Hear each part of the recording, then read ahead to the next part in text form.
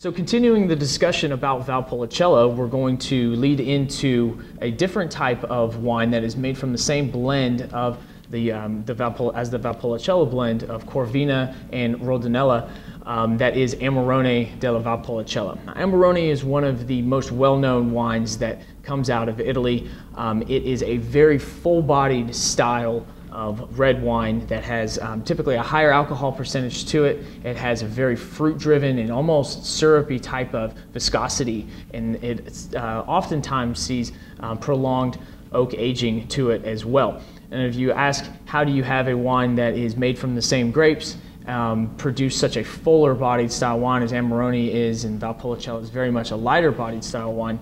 Amarone, what they do is actually after harvest, the grapes are hand harvested and they are hung to dry in special like cellars or lofts for a period of a minimum 3 months after harvest.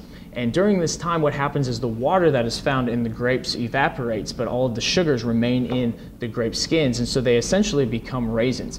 And this very concentrated, high sugar juice is extracted out of the grapes, and then it's made into it's fermented and then made into a wine that gets a very developed and rich type of character to it. It does spend a minimum amount of time in oak as well. There are two different types of styles of Amarones that typically you can find today. You can find the more traditional style Amarone, in which large oak barrels that have been used for many vintages are used in the aging process, and therefore the wines are more fruit driven and they have kind of that underlying earth character, but they don't have a lot of the new oak flavors of a baking spice and cinnamon and things along those lines.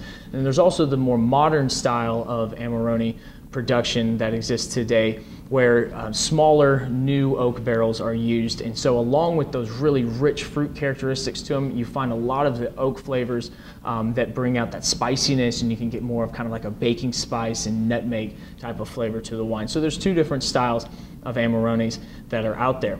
Amarones typically are more expensive, typically one of the highest priced Italian wines that you find in general today, ranging from a lot of the entry-level Amarones begin at the $60 to $75 price range, and some of them can be well over $100. There's a couple of reasons for this. For one, the quality is very high, and if you like a very almost hedonistic style of wine that's very rich in flavors, you're going to love purchasing a bottle of Amarone and drinking it. But also, whenever you dry the grapes, you lose a lot of the mass for your wine production, and so the amount of juice that they're able to extract is much lower, and so typically Amarone is a lower quantity wine, and it takes much longer to produce than just your entry-level Valpolicellas, and so the price is significantly higher.